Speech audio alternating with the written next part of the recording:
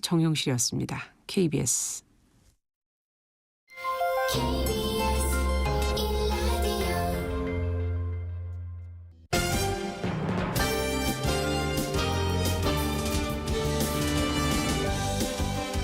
KBS 1라디오 신성원의 오늘 세계는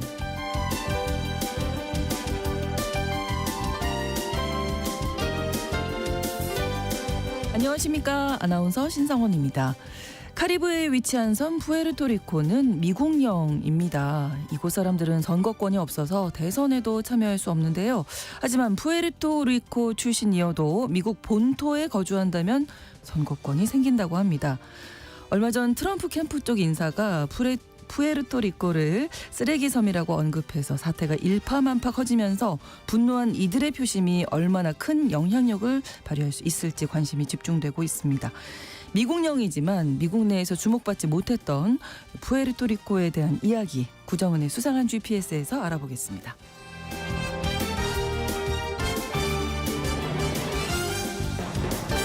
오늘 주목할 국제사회 뉴스는 헤드라인 뉴스와 키워드로 정리해드립니다. 통신원 취재수첩은 미국 시카고 소식 준비했는데요.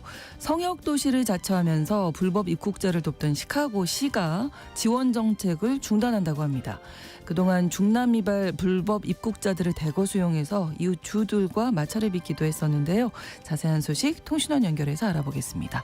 11월의 첫날 11월 1일 KBS 1라디오 신성원의 오늘 세계는 시작합니다.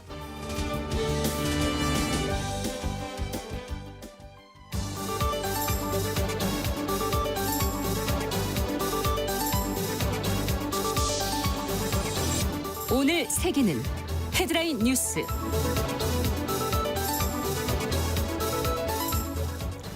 북한이 31일 발사한 대륙간 탄도미사일이 신형인 화성 19형이며 이 ICBM이 최종 완결판이라고 주장했습니다. 노동당 기관지 노동신문은 발사된 미사일은 최대 정점 고도 7,687.5km까지 상승하면서 1시간 25분간 1,001.2km 비행하며 조선동해 공해상의 예정 목표 수역에 탄착됐다고 전했습니다. 한편 안토니오 구테레스 유엔 사무총장은 북한의 장거리 탄도미사일을 발사는 유엔 안전보장이사회 결연을 명백히 위반한 것이라면서 강력히 규탄했습니다.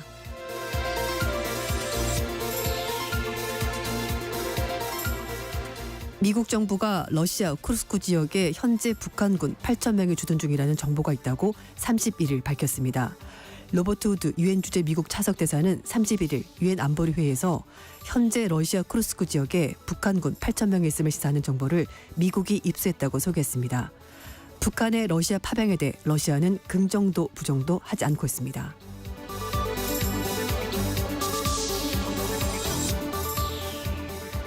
레바논에서 이스라엘 북부로 발사된 로켓 공격으로 7명이 사망했습니다. 이스라엘 최북단 메툴라 지역에 레바논에서 쏜 발사체가 농업지역에 추락해 5명이 사망했고 북부 항구 도시인 하이파 교회도 로켓 공격으로 2명이 사망했습니다. 레바논 무장정파 헤즈볼라는 아직 이번 공격에 대해서 입장을 밝히지 않고 있습니다.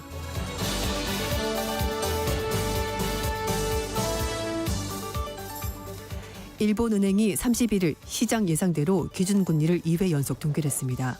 일본은행은 금융정책결정회의에서 기준금리인 단기 정책금리를 조정하지 않고 0.25%로 유지하기로 결정했습니다.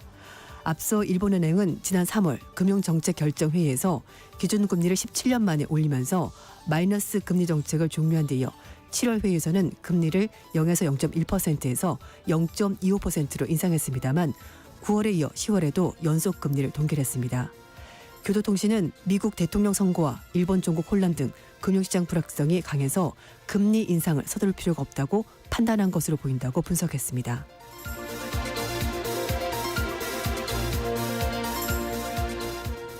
미국에서 일광 절약 시간제 서머타임이 현지 시각으로 3일 해제됩니다.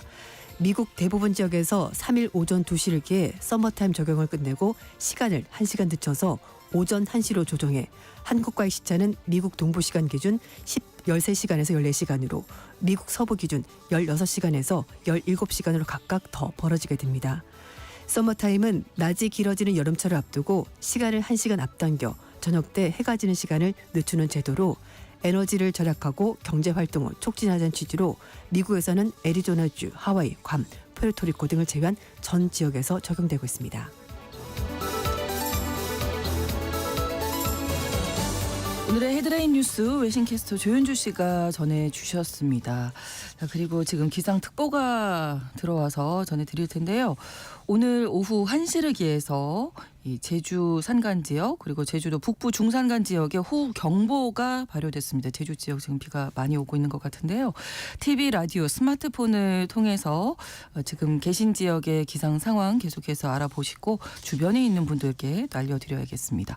차량은 속도를 줄여서 운행하시고 물에 잠긴 도로, 지하차도, 교량 등으로 통행하지 않도록 또 주의하셔야 되겠고요. 개울가, 하천변, 계곡, 해안가 등 급류에 휩쓸리거나 침수 위험이 있는 지역에는 접근하지 말고 주변에 있는 사람에게 알려주셔야겠습니다. 침수 지역이나 산간, 계곡 등 위험 지역에 있거나 대피 권고를 받았을 경우에는 주변에 있는 사람과 함께 즉시 안전한 곳으로 대피하셔야겠습니다. 오늘 오후 1시를 기해서 제주 산간 지역, 제주도 북부 중산간 지역에 호우경보가 발효됐다는 행정안전부에서 알려드린 기상특보 전해드렸습니다. 자, 이번에는 키워드로 정리한 국제사회 소식을 조윤주 캐스터와 함께 살펴보겠습니다. 첫 번째 키워드인데요. 초접전 예측 불가. 네, 미국 네. 대선 얘기죠. 맞습니다. 정말 시간이 얼마 남지 않은 상황인데요. 네. 이런 가운데 이 두 후보의 여론조사 지지율이 사실 거의 비슷하게 계속 나오기 때문에 그러니까요. 그 어떤 전문가도 확실하게 누가 당선이 된다라고 말하기가 정말 곤란한 상황이 됐고요. 특히 그 초접전 양상을 보이고는 펜실베니아주가 여론조사 기관마다 다르게 결과가 나오고 있습니다. 네. 미국의 경제 매체 포브스는 민주당, 공화당 이 두 후보의 경합주 레이스가 팽팽하게 진행되고 있다면서 승패는 펜실베니아주에 달려 있을 거다라고 전망했습니다. 역사적으로 가장 치열한 경쟁이 될 것으로 평가받는 이번 대선의 승패는 결국 펜실베니아가 쥐고 있다. 뭐 이런 얘기가 되는 건데요. 네. 펜실베니아주가 가장 많은 선거인단 19명을 확보하기 때문에 더욱더 주목을 받고 있습니다. 네. 미국의 CBS 방송과 여론조사 업체 유거브가 22일부터 29일까지 펜실베니아 유권자를 대상으로 여론조사 해봤는데요. 두 후보가 49%로 동률을 보이고 있습니다. 네. 네. 그리고 CNN 방송과 SSRS가 여론조사한 것도 지지율이 48% 똑같이 나왔습니다.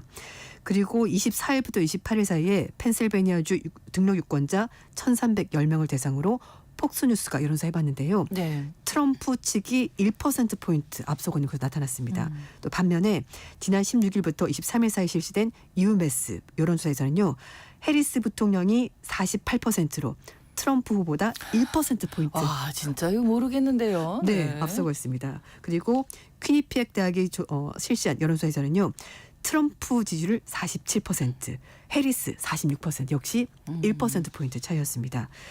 펜실베니아 대도시에는 민주당 성향 유권자들이 많이 거주하고 있는데요. 반면에 또 농촌, 교외 지역은 공화당 지지자들이 많습니다. 그렇기 때문에 더욱더 예측하기 힘들네요. 네. 펜실베니아 선거 때마다 투표성이 달라진 이유가 이런 배경이 있어서 그렇다고 합니다. 2016년 그때는 트럼프 전 대통령이 펜실베니아 선거인단을 가져갔습니다만 네. 2020년에는 바이든 대통령이 다시 달라졌죠. 가져갔습니다. 그래서 올해도 이제 펜실베니아에 우리가 주목을 하는 건데 이게 뭐 스포츠 경기처럼 무승부는 없잖아요. 없죠. 어쨌든 결론이 나야 하는 건데 네, 승부가 맞아요. 나야 하는 거라서 네네. 와 결론이 어떻게 날지 주목이 되고 있는데 이렇게 중요한 펜실베니아주 투표 결과가 네. 선거 당일에 나오지 않을 수 있다고요? 맞습니다. 우편 투표 비율이 늘어났기 때문에 이걸 개표하는 시간이 더 많이 걸린다는 그렇겠죠. 건데요. 그래서 11월 5일 선거 당일날 펜실베니아주 선거 결과가 투표 결과가 안 나올 수 있다는 거죠. 2010년 대선에서 4% 그쳤던 펜실베니아의 조기 우편 투표가 2020년 38%까지 크게 늘었거든요. 네. 당시 바이든 대통령은 선거일이었던 11월 3일보다 나흘이 지난 7일 날 펜실베니아 승자로 지명이 된 거라고 합니다. 그러니까 올해는 또 특히 그 사전 투표, 오픈 네. 투표율이 높아졌다고 하니까 그렇죠. 이게 또 어떻게 나올지 봐야 될 것 같고요. 그리고 러스트벨트 경합주 세 곳 중에 한 곳인 펜실베니아 제외하고 미시간, 위스콘신에서는 해리스 부통령이 여전히 오차 범위 아니긴 합니다만 트럼프 전 대통령보다 앞서고 있는 것으로 파악이 됐습니다. 한편 트럼프 우세 지역인 선벨트, 그러니까 기후가 따뜻한 남쪽 지역인데요. 여기서도 두 후보가 박빙의 접전을 이어가고 있습니다. 해리스는 애리조나주에서 지지율 48%로 트럼프 대통령보다 전 대통령보다 1%포인트 앞서고 있고요. 네. 네바다에서는 트럼프 후보가 해리스보다 1%포인트 앞서고 있습니다. 네. 앞서거니 뒤서거니 하고 네. 있는 상황인데 미국의 유력 일간지 뉴욕타임스가 백인 여성 유권자 표심에 따라서 이 선거 결과가 달라질 것이다 이렇게 분석했다고요. 네. 사실 그 선거 얼마 전, 지금 얼마 전만 하더라도 흑인 남성 유권자들의 표를 누가 가져가야 되느냐 이게 굉장히 중요했었거든요. 네. 생각보다 흑인 남성 유권자들의 그 해리스에 대한 지지가 좀 떨어져서 과연 이 사람들이 누굴 찍느냐 이게 주목됐었는데 뉴욕타임즈는 그것보다는 올해는 백인 여성 유권자 이 사람들이 누구에게 표를 주냐 이게 굉장히 중요하다고 전망을 했습니다. 네. 2016년과 2020년 대선에서 백인 여성 다수로부터 표를 받은 사람이 트럼프 전 대통령인데요. 미국의 그 백인 여성은 전체 인구 구성 가운데 가장 많은 그룹을 차지하고 있고 네. 전체 미국 유권자의 30%라고 합니다. 그러니까 전통적으로는 백인 여성들이 공화당을 지지를 했는데요. 네. 하지만 이번은 여성 후보가 등장을 했고 그게 또 주목받는 부분인데 그렇죠. 2016년 대선 때 트럼프 지지 47%, 힐러리 클린턴 45% 이렇게 나왔는데요. 2020년 대선에서는 트럼프 53% 그리고 조 바이든 46% 이렇게 나왔습니다. 결국 백인 여성의 투표권을 가져간 후보가 좀 더 유리할 거다 얘기가 나오고 있는데 네. 왜냐하면은 클린턴이 후보로 나왔을 때 그때 사실 여성들이 클린턴에게 표를 많이 주지 않았을까라고 네. 생각을 했었는데 대통령이 나올 수도 네. 있었으니까요. 근데 그렇지 않았다는 거죠. 어. 그래서 약간 진보 성향의 백인 여성들이 그 사건을 계기로 각성을 했고 네. 왜냐하면은 사실 말씀인 것처럼 백인 여성들이 보수 성향이 있고 그러다 보니까 공화당 쪽에 표를 줬었거든요. 네. 그래서 이번에는 여성이면서 또 유색 인종이기 때문에 여성들의 표가 어디로 가냐 이게 중요하고 특히 백인 여성들이 누구에게 표를 주느냐 이거에 따라서 판이 달라질 수 있다는 거죠. 특히 미국 연방 대법원이 임신 중단 권리를 제한하기로 판결한 이것 때문에 올해 대선에서 백인 여성 유권자의 표심이 더욱더 중요해진 요인이 됐다는 겁니다. 네. 해리스가 민주당 대통령 후보 받은 직후에 흑인 남성 단체 그리고 백인 남성 단체가 해리스 지지 화상회의를 열었고요. 네. 흑인 여성 4만 명 이상이 몇 시간 만에 무려 160만 달러를 돈을 지급하겠다고 밝혔습니다. 그리고 백인 여성들이 주최한 화상회의에서 20만 명이 참여했고 1,100만 달러 모금이 됐다고 하는데요. 그런데 트럼프를 지지하는 백인 여성들은 주로 비대졸자 여성들이었습니다. 그리고 트럼프를 지지하는 백인 남성들도 대학을 졸업하지 않은 남성들이 많기 때문에 결국은 남편 뜻을 따라서 투표권을 행사한 백인 여성이 많았을 것이기 때문에 이번에는 그런 일이 만약에 반복이 된다면 민주당이 불리하다는 거죠. 그래서 백인 여성표가 어디로 가느냐 이게 그 어느 때보다도 중요하다고 뉴욕타임즈가 분석했습니다. 네. 진짜 결과가 어떻게 나올지 네. 이제 며칠 후면 알게 되겠네요. 그래서 만약에 여성들이 남편 뜻을 따르지 않고 네, 네. 독자적으로 자신의 표를 행사를 한다면은 민주당이 좀 더 유리하지 않을까 이런 해석이 되는 거죠. 네. 자, 다음 두 번째 키워드입니다. 이래도 거짓말인가요? 네. 네. 지금 북한군이 러시아 전장에 투입돼 있다는 소식이 외신 통해서 여러 차례 나왔었고요. 그래서 미국 쪽에서 이제 구체적인 근거를 대면서 북한군이 러시아 쿠르스크 지역에 주둔하고 있다고 밝혔습니다. 8,000명 정도가 주둔하고 있다고 로버트 우드 유엔 주재 미국 차석 대사가 유엔 안보리회에서 정확히 밝혔는데요. 네. 이 같은 정보를 미국이 확보했다라고 입장을 밝혔습니다. 앞서 미국 정부는 러시아 동부 지역에 북한군 10,000명 정도가 주둔하고 있고 그중에 일부가 쿠르스크 지역의 작전을 지원할 것이라고 보인다라고 밝혔는데요. 해당 지역에 북한군이 얼마나 주둔하는지를 구체적으로 밝힌 것은 이번이 처음입니다. 그래서 우드 차석 대사가 러시아는 여전히 러시아에 북한 군대가 없다고 주장하냐라면서 질문을 던진 겁니다. 그랬더니 러시아 측은 답변하지 않았다고 하는데요. 네. 그 전날 바실리 네벤자 주 유엔 러시아 대사가 안보리 회의에서 북한의 러시아 파병에 대해서 러시아와 북한의 군사적 협력은 국제법을 위반하지 않는다라고 말하면서 서방 측은 우크라이나 지원할 권리가 있다고 주장하는데 러시아의 동맹국들이 유사 행동하는데 거기에 대해서는 왜 아니라고 얘기를 하냐. 이거는 앞뒤가 맞지 않는다라고 반박을 했습니다. 어쨌든 북한의 러시아 파병에 대해서 러시아는 공식적으로는 긍정도 부인도 하지 않고 있는 상황이고요. 네. 우리나라 포함해서 미국, 영국, 우크라이나 등은 러시아가 핵무기 등으로 인해서 오랫동안 유엔 제재를 받아왔었던 북한의 지원을 반대하는 점 때문에 유엔 결의안 그리고 유엔 창립 헌장을 위반했다면서 강력히 비판하고 있습니다. 네. 자, 세 번째 키워드로 넘어갈까요? 사람 패가더니 이제 와서 간첩. 이게 중국에서 네. 이 일이 벌어졌죠. 어제 잠깐 맞습니다. 전해드렸던 것 같은데. 그래서 영국의 파이낸셜 타임스가 중국이 한국의 IT 인재를 빼갈 땐 언제이고 이제는 네. 간첩으로 몰아가서 체포하는 그 이유가 뭘까라면서 기사를 실었습니다. 일단 뚜렷한 법 위반 정황이 확인되지 않았고요. 중국 정부의 일방적인 결정으로 이런 일이 벌어졌는데 결국은 여기에 정치 외교적인 의도가 깔려 있었던 것 아니냐라고 신문은 얘기를 하고 있고요. 중국 내에서 한국 기술 인력의 운신의 폭이 점점 좁아질 것이고 그리고 이와 비슷한 사태가 또다시 발생할 우려도 있다라고 신문이 짚었습니다. 네. 이 반간첩법 위반 혐의로 체포된 A씨는 삼성전자 반도체 부분 출신이고요.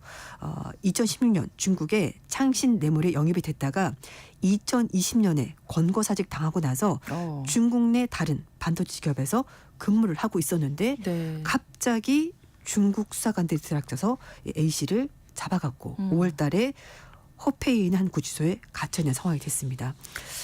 중국 당국은 A씨가 창신 메모리 근무 당시 기밀을 절취했다 이런 혐의를 정하고 있다고 하는데요. 근데 A씨가 창신 메모리로 갔을 때 그 당시 중국이 한국, 대만 등 반도체 선진국들의 기술 인재를 빼가던 시기였습니다. 네. 그리고 나서 한국 반도체 기술의 중국 유출 사건이 끊임없이 발생했고요. 이 삼성전자 전직 직원과 협력업체 직원들이 창신 메모리로 핵심 기술을 유출했다가 1월 달에 줄줄이 구속되는 사건이 벌어져서 그때 굉장히 큰 충격을 줬습니다. 이를 포함해서 기술 유출 문제가 발생을 했었고 사실 이게 사실은 한국 기술자들이 중국으로 기술을 빼내준 거죠 사실은. 근데 지금 얘기는 중국 측에서 한국 기술자들이 이 기술을 빼내서 한국으로 보내준다. 그러니까 반대되는 얘기하는 거죠. 그렇군요. 이 파이낸셜 타임스 영국 파이낸셜 타임스 네. 보도에서는 A 씨가 기밀을 유출했을 가능성이 낮다 이렇게 네, 지금 맞아요. 얘기가 나왔는데 그럼 중국 측에서는 어떤 점을 문제 삼은 건가요? 네, 일단 미국이 사실은 어쩌면 사건의 발단이다라고 봐야 될 것 같은데요. 네. 미국이 2020년부터 첨단 반도체 그리고 반도체 장비 중국 수출을 금지했습니다. 예. 그러자 이제 중국 쪽에서도 뭔가 반격에 나서는 것으로 보이는데 반도체 작업을 이루지 못하면 화해 등의 이런 등에서 선진도도 언젠가는 수명을 다할 수밖에 없고 그래서 중국이 대대적인 투자 더불어서 수단과 방법을 가리지 않고 한국 쪽에 있는 반도체 기술 인력을 빼내간 겁니다. 결국 파이낸셜 타임즈는 한국 경찰이 적발했던 여러 가지 첨단 기술 유출 사건을 봤었을 때 이게 모두가 거의 대부분이 중국과 관련된 사건이었던 거죠. 그래서 중국 정부 입장에서는 한국 정부가 중국에 대해서 압박을 강화하고 있다고 느낄 수가 있을 것이고 거기에다가 미국의 대중국 반도체 제재 한국이 좀 더 적극적으로 동참하겠다는 메시지를 보여준 것 아니냐. 그러니까 중국이 압박감을 느꼈고 그래서 이런 식으로 한국 인력에 대해서 한국 사람에 대해서 좀가 뭔가 압박을 가하면서 보복 조치를 취하는 것 같다고 전문가들이 본다는 거죠. 그렇군요. 예. 알겠습니다. 다음 키워드 표현의 자유가 누군가를 불편하게 한다면 네. 올해뿐만 아니라 사실 미국 대사에 늘 나오는 얘기가 임신 중단. 그러니까 네. 여성의 몸을 자기가 선택할 수 있는 권리가 있냐 아니다. 생명을 존중해야 된다. 이게 사실 해결하기 힘든 너무나 큰 주제가 되는 건데 영국에서 최근에 임신 중절하는 병원이나 진료소 앞에서 시위를 금지하는 법안이 현지 시각으로 10월 31일 발효가 됐습니다. 네. 그런데 이 법을 둘러싸고 종교계 여성들 사이에서 갈등이 빚어지고 있는 건데요. 잉글랜드와 웨일스의 임신 중단 시설에서 150m 내에서 임신 중단하려는 사람들을 방해하거나 괴롭히는 행위 또는 이 결정에 영향을 미치려고 한 행위에 대해서 다 금지된다고 법으로 정하게 된 건데요. 네. 이걸 위반하면은 벌금을 물 수도 있습니다. 스코틀랜드는 지난 9월 달부터 북아일랜드에서는 작년부터 비슷한 법규를 시행을 하고 있습니다. 네. 여기서 문제가 되는 건 어떤 건가요? 네. 이 법이 시행이 됐는데 네. 임신 중단 시설 인근에서 소리를 내지 않고 침묵 기도하는 방식으로 시위를 하게 되면 네. 이게 과연 단속 대상이냐 아니냐 이게 논란이 된다는 겁니다. 그렇군요. 그러니까 적극적으로 뭔가 목소리를 내는 건 아니지만 어쨌든 네. 행동은 그렇게 보이는 건데요. 예. 영국의 왕립 검찰청은 이런 행위가 반드시 범죄에 해당한다고 볼 수는 없다라고 밝혔고요. 또 경찰 측은 개별 사건에 따라서 판단하겠습니다라고 입장을 밝힌 겁니다. 하지만 임신 중절 서비스를 제공하는 업체 관계자는 이렇게 진료소 앞에 사람들이 서서 기도하는 바람에 네. 거길 들어가는 여성들은 뭔가 좀 심리적으로 불편하겠죠. 부담감을 느끼고 괴롭다는 네. 거죠. 그리고 또 한편에서는요. 잉글랜드와 웨일스 카톨릭 주교협회 주교는 정부가 종교의 자유에서 후퇴했다 이렇게 주장하면서 종교의 자유는 임신 중단 시설 밖을 포함해서 공개적으로 개인의 신앙을 표현할 권리가 있지 않냐라면서 이 부분에 대해서 이제 불만을 표시한 거죠. 네. 영국에서는 임신 24주까지 의사 2명의 승인이 있으면 합법적으로 임신 중단을 할 수가 있습니다. 22년 잉글랜드와 웨일스 임신 중단은 25만 건으로 전년보다 17% 늘어서 1967년 관련 법이 제정된 이후 최다를 기록하고 있습니다. 네. 또 많은 이야기가 오고 가겠네요. 이 법 네. 관련해서. 네. 다음 키워드 전 세계 GDP를 뛰어넘는 벌금. 네. 벌금이 어마어마하군요. 그렇습니다. 사실 뭐 이 숫자를 말씀드려도 네. 의미가 없습니다. 태어나서 뭐 볼 수도 없고 만져볼 수도 없는 금액이기 때문에 네. 그렇긴 한데 어쨌든 러시아가 서방의 제재 등에 부합해서 자국 언론사 등의 유튜브 활동을 제한한 구글에 대해서 전 세계 국내 총생산 GDP를 훨씬 초과하는 천문학적인 벌금을 부과했습니다. 하지만 구글이 이 벌금을 낼지는 알 수가 없는데요. 지난 2020년 친러시아 성향의 국영 채널 차르그라드 등 17개 방송을 유튜브에서 구글이 삭제했습니다. 그러자 이 업체 측에서 자국 법원에 이 같은 조치가 부당하다면서 소송을 제기했는데요. 네. 법원은 이에 대해서 2020년부터 구글에서 계정을 복원할 때까지 매일 10만 루블의 벌금을 징수하겠다라고 명령했고요. 일주일간 이걸 거부할 경우 금액을 2배씩 늘리게 되는 겁니다. 그래서 어쨌든 어마어마한 숫자가 나오게 된 건데요. 우리가 보통 10조, 뭐 1조 들어보셨죠? 1조는 네. 10의 12스. 그러니까 1에 동그라미가 12개가 붙게 되는 거고 그리고 경은 1의 동그라미가 16개. 네. 그다음 단위가 해, 자 이런 식으로 가는데요. 네. 이 단위로 넘어갈 때마다 동그라미가 4개씩 더 붙게 되는데 어쨌든 전 세계 GDP를 훨씬 와, 뛰어넘는 금액을 벌금으로 내야 되는 거죠. 낼 수 있을까요? 아니요. 안 될 것 같습니다. 일단 예. 구글 측에서 예. 러시아 법원에 대해서 파산 신청했기 때문에 이게 사실 효력이 없는 그런 판결이라 봐야 될 것 같습니다. 네. 헤드라인 뉴스와 키워드 외신캐스터 조윤주 씨와 함께했습니다. 고맙습니다. 네, 감사합니다. 신성원의 오늘 세계는 1부 마무리하고요. 11시 30분부터 일부 지역에서 해당 지역 방송 보내드리겠습니다. 에어 서플라이의 Making Love Out of Nothing at All 함께 듣겠습니다.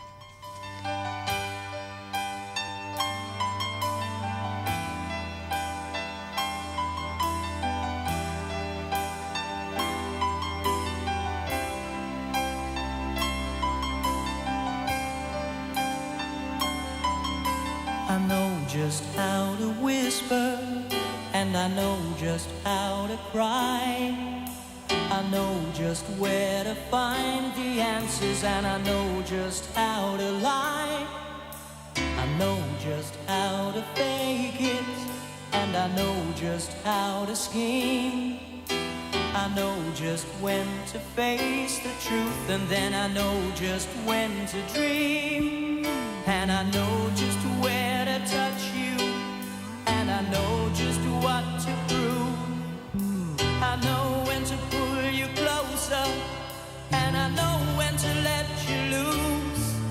And I know the night is fading, and I know the time's gonna fly. And I'm never gonna tell you everything I gotta tell you, but I know I gotta give it a try. And I know the roads to riches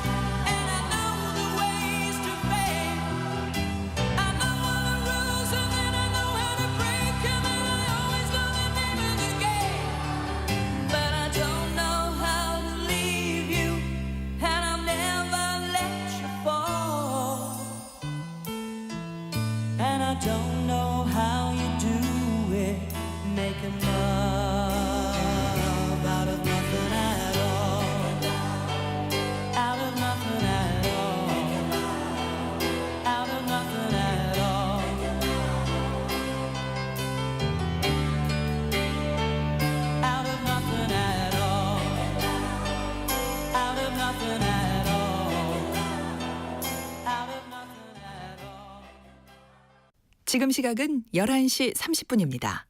KBS Ladies and gentlemen. 국제사회의 다양한 뉴스를 한눈에 KBS 1라디오 신성원의 오늘 세계는 세계를 바로 보는 최소한의 투자입니다.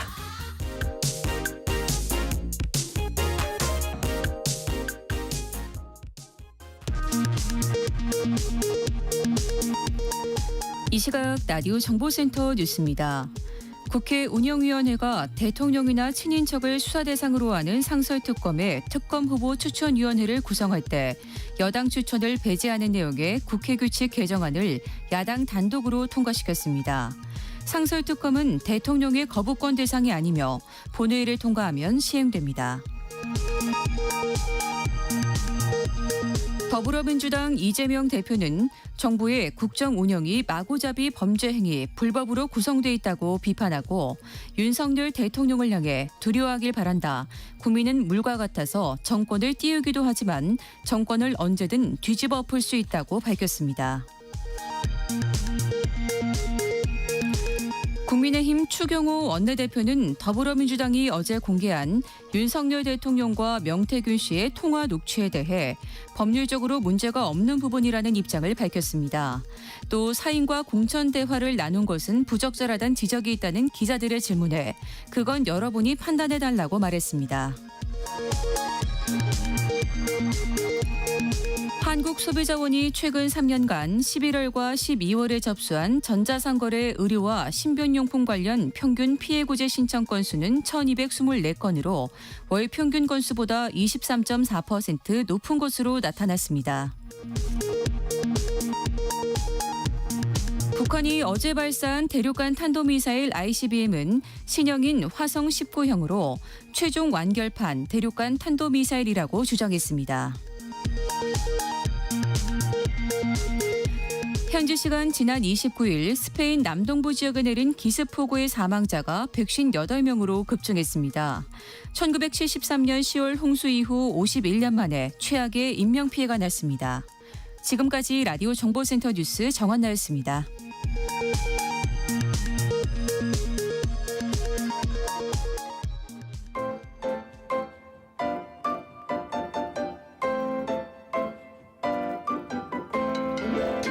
통신원 취재 수첩.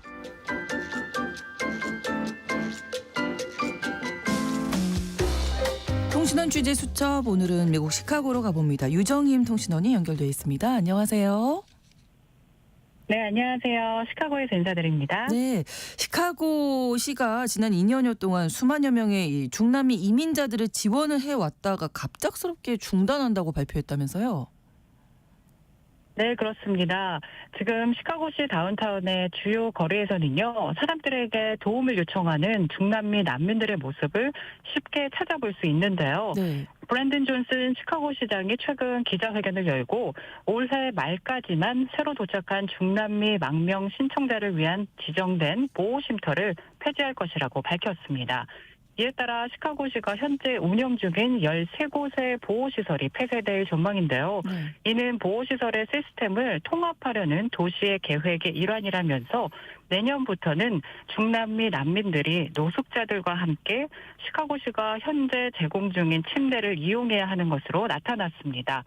이번 계획은 시카고가 텍사스 주지사의 이민자 수송에 대응하여 임시보호소를 세운 지 2년 만에 추진되는 것인데요. 약 3,800개의 난민 보호소 침대가 노숙자를 위한 기존 3,000개의 침대에 추가가 되면서 앞으로는 노숙자들과 쉼터에서 같이 사용을 하라는 이야기입니다. 네. 하지만 이는 커뮤니티와 공무원들이 공고를 한 14,000여 개의 침대보다는 훨씬 적은 숫자인데요. 네. 이 말은 길거리에서 노숙을 할 수도 있다라는 말로도 풀이되고 있습니다. 쉼터를 하나로 통합을 해서 노숙자들과 함께 생활을 하라는 건데 이게 특별한 이유가 있을까요? 이렇게 진행하는? 네, 무엇보다 가장 큰 이유가요. 바로 예산 적자 문제를 들 수 있겠습니다. 시카고 시장은 더 이상 시가 해결을 할 수 없는 문제에 부딪혔다면서 예산 부족으로 더 이상 난민 보호 시설을 운영하기 어렵다고 말했습니다. 네. 그러면서 텍사스 주지사를 비난하기도 했는데요. 이는 텍사스주에서 중남미 난민을 태운 버스를 매일매일 보내면서 5만여 명의 난민들이 모아졌고요. 더 이상 손쓸 수 없는 상황까지 오게 되면서 결국 지원 종료 이유를 하게 됐다고 덧붙였습니다. 네, 그렇다면 이 보호소 어떤 시스템을 통합하게 되면 비용 절감 차원에서 정말 효과가 있는 건가요? 네, 그렇습니다. 우선은 13곳이 넘는 난민 지원 보호센터에 들어가는 운영 자금 가운데 가장 많은 비용을 차지하는 인건비가 크게 절감된다는 것입니다. 그래서 시 의원들도 센터를 하나로 통합하는 과정에서 긍정적으로 또 평가를 하고 있는데요. 네. 그런데 시카고의 겨울이 워낙 혹독한 걸로 유명하잖아요. 네. 네, 이제 겨울철이 곧 다가오고 있거든요. 그래서 더 많은 난민들이 거리로 내몰리지 않을까라는 우려도 사실 커지고 있습니다. 그렇습니다. 자, 그런가 하면 일리노이주에서 많은 공립학교 교사, 교직원들이 일을 그만두고 싶어 한다 이런 조사 결과가 나왔네요. 네, 그렇습니다. 일리노이주에서 가장 큰 교육기관인 일리노이 교육협회가 최근 회원 여론조사 데이터를 공개했는데요. 교사, 교육 직원의 약 60%가 이 직업을 그만두는 것을 적극적으로 고려하고 있다고 응답했습니다. 네. 이 같은 소식은 일리노이주와 전국적으로 심각한 공립학교 교사 및 직원 부족이 심각한 상황에서 나온 결과라 더 우려가 커지고 있습니다. 그만두고 싶어하는 구체적인 이유는 어떻게 나오고 있습니까? 네, 조사 결과를 살펴보면요. 우선은 교육협회 회원의 94%가 계약 근무일 외에 추가로 근무를 하는 것으로 나타났습니다. 또 97%가 교육에 필요한 용품에 자신의 돈을 사용하고요. 4명 중 1명의 교육자는 연필이나 가구, 위생용품 등에 최소 자신의 돈 $500를 지출하는 것으로 조사가 됐습니다. 네. 특히 그 교육자들이 그만두는 것을 고려하는 가장 큰 이유가 무려 65%나 되는데요. 충분한 돈을 벌지 못한다는 것입니다. 이런 상황이 되다 보니까 개인 돈을 사용하기까지 해야 하니 불만의 목소리가 높은 것입니다. 네. 또 이외에도요. 그만두고 싶어하는 가장 큰 이유가 교사에 대한 존중심 부족과 업무량 증가가 주 원인으로 조사됐습니다. 인정받지 못하고 끊임없이 적은 월급으로 더 많은 일을 하라고 하니까 누가 버티겠냐는 것이 교사들의 입장인데요. 네. 특히 회원 교사들의 41%가 학자금 대출 부채를 지고 있는 것으로도 조사됐습니다. 글쎄요, 교사나 교직원이 자부심을 갖고 일하지 못한다 하면 이제 교육 현장에서도 이제 문제가 좀 있을 것 같은데 뭐 대책, 해결책으로 제시되고 있는 거 어떤 게 있을까요?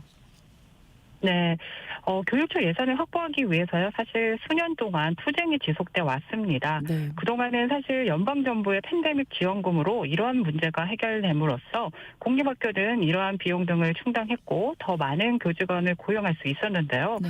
그러나 현재는 연방 팬데믹 지원금이 만료된 상태로 지원금이 더 이상 나오질 않으니까요. 뭐 대출이다 교직원들의 급여 삭감이 이루어질 수밖에 없었고 이에 대한 결과로 학생들의 등록률이 감소하고 시카고 교육 당국과 시정 당국이 갈등을 빚는 상황까지 발생을 한 것입니다.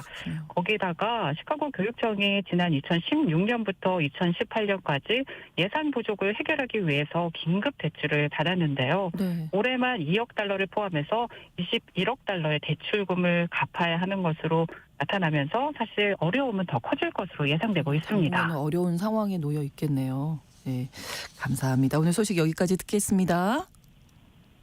네, 고맙습니다. 네, 미국 시카고 유정임 통신원이었습니다.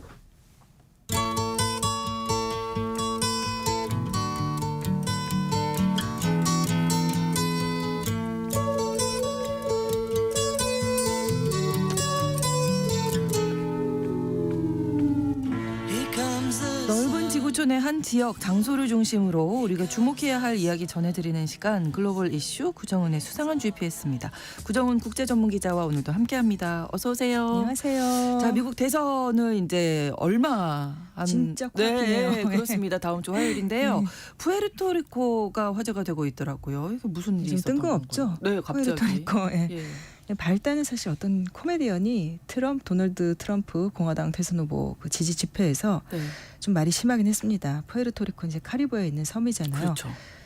저기 떠다니는 쓰레기 섬이 하나 있대. 뭐 이름이 푸에르토리코라고들 한다지? 뭐 이런 식으로 얘기를 한 거예요. 근데 그 말을 한 게 무슨 특별한 맥락이 있는 것 같지는 않고 저도 네. 찾아보니까 갑자기 그냥 뭐 라틴계, 뭐 히스패닉, 뭐 유대인, 흑인들을 다 가리키면서 이 사람이 좀 인종차별적인 농담을 그런 식으로 하는 이제 극우파 코미디언이었나 봐요. 네. 뭐 애 많이 낳는 히스패닉들 이런 식의 하면서 애들이 많이 나와서 뭐 미국으로 이렇게 들어온다 푸에르토리코인들이 이런 얘기를 했던 거죠. 일파만파였겠는데요. 예. 네. 푸에르토리코 미국령인데 예. 이곳에서 미국으로 가는 사람을 왜 외국계 이민자라고 하는 건지 뭐 그런 이게 식으로 이제 이 사람이 그 얘기를 한 히스패닉 건데. 이민자들 들어오는 네. 것처럼 빗대서 얘기를 했는데 알고 보면 미국령인데 이게 좀 그게 결국은 문제의 핵심이죠. 네. 푸에르토리코의 법적인 지위가 이게 항상 논란거리예요. 저는 사실 푸에르토리코를 처음 알게 된 게 옛날에 미스 유니버스 대회. 그렇죠. 뭐 저희가 예. 남미 쪽 베네수엘라, 베네수엘라, 뭐 푸에르토리코 예. 다 이렇게 미녀들이 실제로 많은 곳으로. 미녀들이 미인 입상자들이 많았고 네네네. 그러니까 미국과 별개로 출전하니까 그렇죠. 저는 옛날엔 독립국가인 줄 알았어요. 근데 이제 잠깐 역사를 들여다보면은 네. 이 푸에르토리코 그렇죠. 부유한 항구라는 푸에르토리코가 항구여서 좀 돈 많은 항구 이런 그 뜻의 그 스페인어에서 나온 이름인데 네.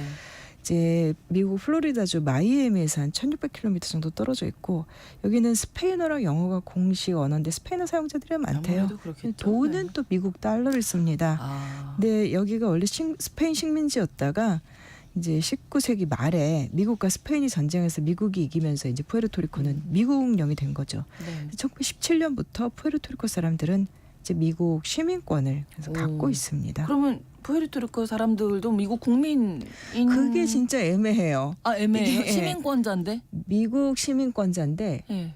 미국의 그 50개 주에 살고 있으면은 예. 투표권이 있는 시민인 거고 네. 아니고 푸에르토리코 자기네 원래 땅 거기 살고 있으면 시민권 그 투표권이 없어요. 굉장히 이상하죠 이게. 좀 많이 이상해요. 예, 예. 대신 이런 영토들이 미국에 조금 있어요. 푸에르토리코도 그렇고 뭐 우리가 뭐 많이 가는 괌도 그렇고 네. 뭐 이 태평양의 미국령 사모아 이런 섬들 나중에 미국이 일종의 좀 제국주의 흉내내면서 획득한 영토들이에요. 네, 그럼 대표성을 그러면은 전혀 보장받지 못하느냐? 네. 약간 좀 이것도 애매한데 대표를 미국 의회에 보냅니다. 근데 또 미국의 상하원 의원은 아니에요. 그래서 상주위원이라고 하면서 자기 뜻을 푸에르토리코인들을 대변해서 뜻을 밝힐 수 있는데 미국 의회에서 투표권 없어요. 이 상주위원들이.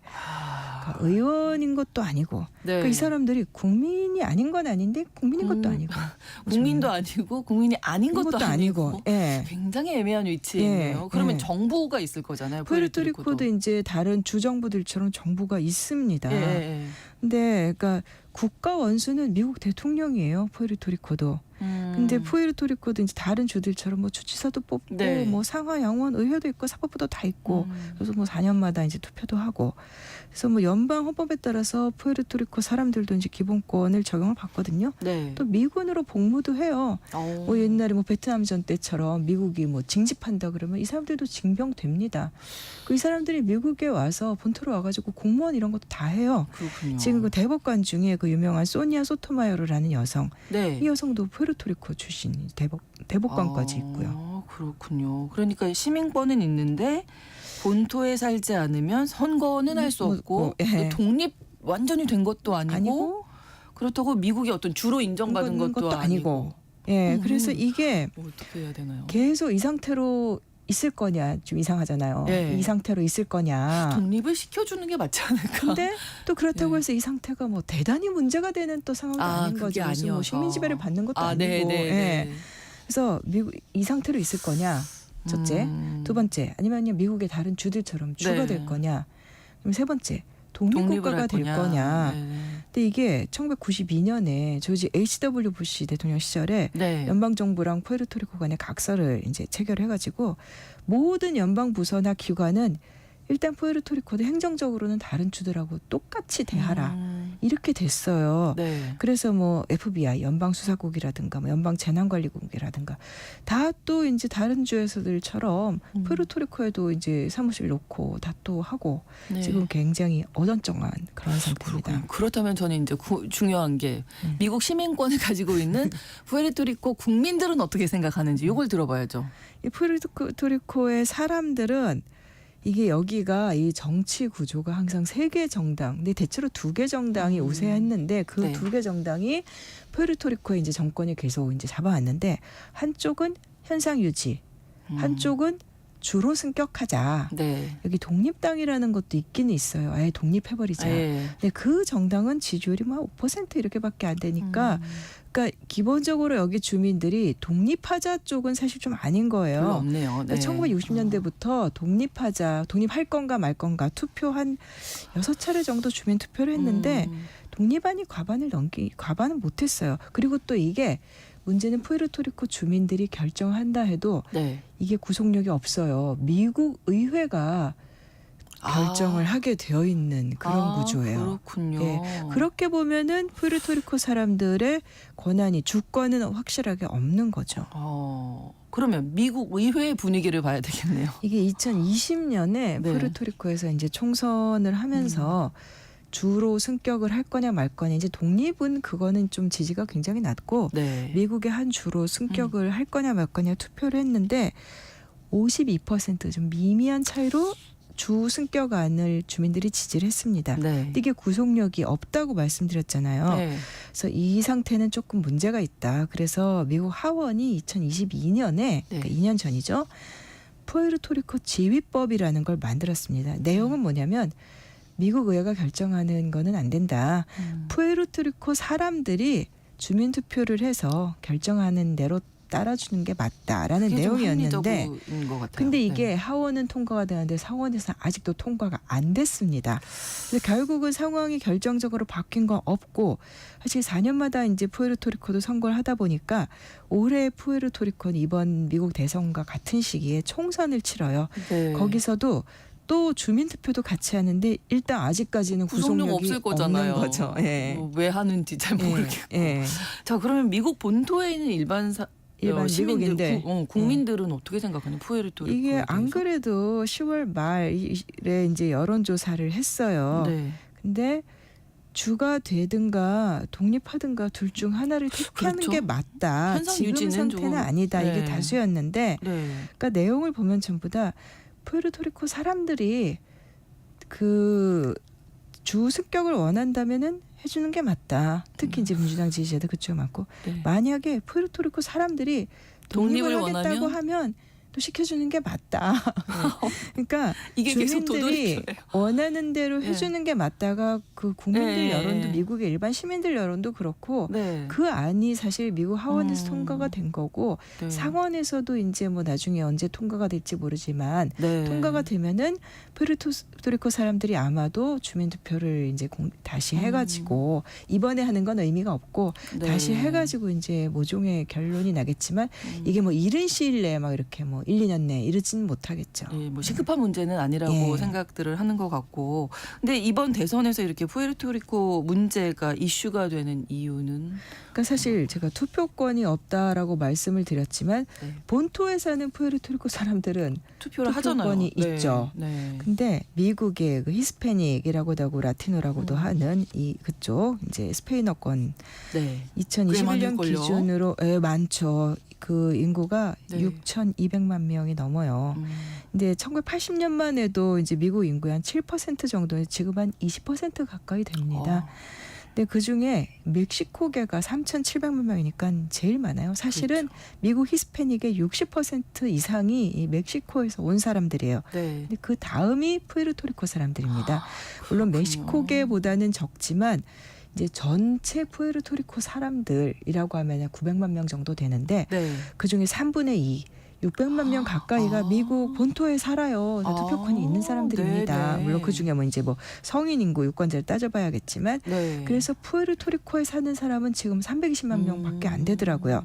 그러니까 멕시코계 다음으로 큰 히스패닉 그룹이고, 또 투표권이 있고 이제 펜실베이니아 이번에 그 격전지 중요하죠. 이런 데도 네. 당연히 많이 삽니다. 네. 그러니까 푸에르토리코 사람들의 민심이 중요한 거죠. 이런 박빙 선거에서는. 예. 특히 경합주 아까 말씀해주신 것처럼 펜실베니아에 이 푸에르토리코 사람들이 많다고 하니까 정말 이번에 어떤 영향을 미칠지 그래서- 주목이 되는 와중에 쓰레기 네. 섬이라고 하니까 그런 거죠. 예. 너무 큰 실수를 한 건데요. 예, 이번에 네. 그렇게 됐는데 그 푸에르토리코 출신의 그 래퍼 배드버니. 네. 그래서 이번에 민주당의 카멀라 해리스 대표가 그 후보가 네. 푸에르토리코의 경제를 부흥시키자 뭐 이런 또 공약도 했대요. 이제 맞춤형 공약인 거죠. 그렇죠. 이거를 또 연설을 펜실베이니아 주에 있는 그 필라델피아에서 했는데 네. 그걸 갖다가 이 그 배드버니라는 래퍼가 또 영상 또 올려서 이제 인스타그램 이런 데 올려서 네. 이제 그 발언하고 엮어서 이렇게 부각을 시켰고 또 배드버니 혹시 아세요? 잘 모르시죠? 예, 저 잘 모르는데 제니퍼 로페즈는 완전 아시죠? 알죠. 예, 좋아요. 제니퍼 네. 로페즈는 뉴욕 태생인데 부모가 푸에르토리코 사람들이에요. 예, 그래서 그렇군요. 인스타그램에다가 역시 해리스 비디오 공유하고 또 푸에르토리코 깃발도 이렇게 내걸고. 네. 제니퍼 로페즈는 인스타그램 팔로워가 무려 2억 5천만 명이더라고요. 영향력이 예, 미국 어마어마하죠. 유권자들보다도 많은 것 같아요. 네. 그리고 또 이제 좀 나이 좀 있으신 분들은 잘 아시 리키 마틴. 모른다고 하고 싶은데 갑자기. 모르지 않으실 거예요. 리키 마틴도 리키 마틴. 푸에르토리코 출신입니다. 그렇군요. 그래서 역시 또 이제 해리스를 지지하면서 이번 발언 부각시키면서 푸에르토리코계에 네. 이 표심을 끌어모으려고 이제 애를 쓰고 있습니다. 푸에르토리코 사람들의 표심은 어디로?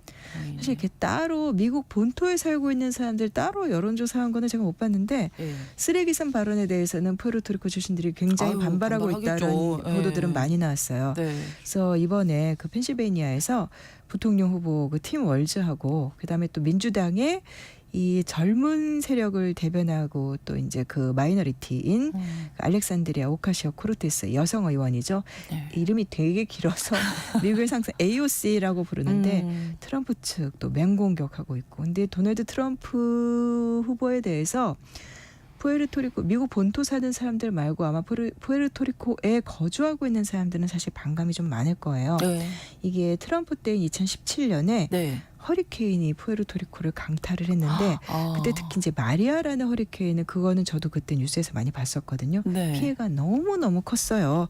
이때 허리케인으로 이제 3,000명 이상이 아예 사망을 했어요. 굉장히 큰 피해였고. 그렇네요. 근데 그때 특히 그 전에 왜 우리 뭐 신자유주의 이런 식으로 해서 다 구조조정하라 이래가지고 푸에르토리코의 재난 대응 능력을 미국 정부가 연방 정부가 강요해가지고 완전히 낮춰놓은 상태에서 허리케인이 왔는데 그때 이제 트럼프 대통령 완전히 무시했죠. 뭐 별것도 아닌데 또 특유의 이러다가 타격이 엄청나게 커서 그때 논란이 많이 됐었어요. 예, 그러면 좀 뭔가 반감을 많이 갖고 반감을 가질 수밖에 있겠네요. 없는 거죠. 네. 푸에르토리코의 경제 상황은 지금 어떻습니까? 여기가 좀 면적은 한 14,000제곱킬로미터 뭐 그게 크진 않지만 네. 그 주민은 말씀드린 대로 한 거기 살고 있는 사람은 한 320만 명 정도 320만. 되고 1인당 실질 GDP로 보면은 42,000달러 적지 않습니다. 네. 이렇게 잘 살아요. 그래서 뭐 세계은행이나 뭐 국제통화기금 IMF 이런 데서는 이렇게 뭐 고소득 경제 그래서 분류가 네. 되는데 그리고 뭐 라틴 아메리카에서 이것도 좀 이상하긴 합니다만 미국과 별개로 아무튼 라틴 아메리카에서는 뭐 제일 뭐 경쟁력도 있고 또 여기가 뭐 관광 산업 이런 것도 있고 그런데 이게 뭐 관광 산업이나 뭐 원자재 수출 이런 게 아니라 경제 구조 자체도 굉장히 고도화돼 있어요. 네. 뭐 제조업도 많고 뭐 섬유 산업이라든가 뭐 제약 이런 것도 많이 하고 서비스업, 관광 이런 것도 많고 농업은 사실 1% 미만밖에 안 돼요. 근데 문제는 2010년대부터 계속해서 이게 경기 흐름을 되게 많이 타고 경제가 좋지는 않았어요. 특히 이제 그 정부 부채가 많아요. 때문에 그 부채를 가지고 연방 정부랑 계속해서 협상을 하고 그러니까 미국 연방 정부 입장에서는 약간 좀 귀찮은 네. 예전에 빚 저것도 가끔씩 조정해줘야 되고 탕감해줘야 되고 뭐 그래서 그거를 연방 정부랑 계속해서 협상을 하기도 하고 네. 그래서 2017년 초에 또 그래서 재정 위기가 한 번 있고 뭐 중간에 뭐 시위도 많이 일어나고 그러던 차에 허리케인이 허리케인까지. 강타해서 그때 그래갖고 경제가 좀 많이 문제가 됐었고 그 다음에 네. 1인당 GDP라는 것은 항상 함정이 있잖아요. 사실은 이게 미국의 다른 주들과 비교하면은 경제 사정이 좀 떨어지는 거는 사실이고, 그다음에 격차가 굉장히 심하다고 합니다. 그래서 그 주민들 중에 한 40% 이상이 좀 빈곤 상황이다 할 정도로, 그렇게 보면은 고소득 경제라고만 딱 말하기에는 미국하고 조금 격차가 많이 있는 거죠. 네. 아무튼 이번 미국 대선에서 전반적으로 히스패닉들의 표심은 아무래도 민주당 굉장히 쪽 중요하다고 하는데, 이겠죠? 가장 최근 조사가 이제 10월 26일부터 29일까지 요때 네. 조사를 보면은 해리스 52%, 트럼프 40% 이렇게 보면은 차이가 좀 많이 납니다. 근데 이제 전통적으로 이제 민주당 지지가 많았고, 그렇죠. 말씀하신 대로. 근데 미국은 이 시민들이 다 투표를 하는 게 아니라 유권자 등록을 해야 되잖아요. 네. 그래서 사실 흑인들의, 그러니까 그 아프리카계 투표율은 미국 백인들 투표율을 많이 따라잡았어요. 네. 많이 올라갔는데 히스패닉은 아직까지는 좀 투표율이 낮습니다. 근데 여기서 유권자 등록한 사람들만 놓고 보면은 47대 46 격차가 확 줄어드는 거예요. 이렇게 보면은 트럼프를 지지하는 히스패닉들이 아주 열성적으로 등록을 있네요. 많이 네, 했다고도 볼 수 있을 것 같아요. 네네네. 근데 특히 히스패닉 사이에서 이제 전통적으로 민주당 우위였는데 보수적인 그 플로리다라든가 쿠바계 유권자들, 옛날 오래전에 이제 미국으로 건너왔던 한마디로 카스트로 실어서 이제 미국으로 넘어왔던 사람들과 그 후손들, 이쪽에서 트럼프 지지가 이제 많이 늘어나고 있다고 해요. 그래서 이제 대선 결과에 히스패닉 어떤 영향을 미칠지 이제 굉장히 주목되고 있습니다. 트럼프 반이민 정서가 좀 있는데 그래도 트럼프 쪽을 그렇다고 그 이제 이유는 원래 어떤 그 걸까요? 이민자들이 한번 들어오고 난 다음에는 이민의 빗장 거는 거에 찬성하는 쪽으로 많이 돌아선다. 이미 우리는 이런 정착을 했기 때문에. 분석도 있긴 있더라고요. 아 예. 그래요. 참 재밌습니다. 수다리 걷어차기 네. 같은 느낌도 조금 드는데. 네, 그렇습니다. 오늘 구정은의 수상한 GPS에서 미국 대선을 코앞에 두고 정말 논란의 중심에 서 있는 나라였네요. 푸에르토리코 어떤 곳인지 살펴봤습니다. 과연 미국이지만 미국이 아닌데 독립을 할 것인지 정말 주정부가 될 신기하죠? 것인지 궁금해집니다. 구정은 국제전문기자와 오늘도 함께했습니다. 고맙습니다. 감사합니다. KBS 1라디오 신성원의 오늘 세계는 오늘 순서 마치겠습니다. 다음 주 월요일 오전 11시 5분에 다시 뵙겠습니다. 고맙습니다.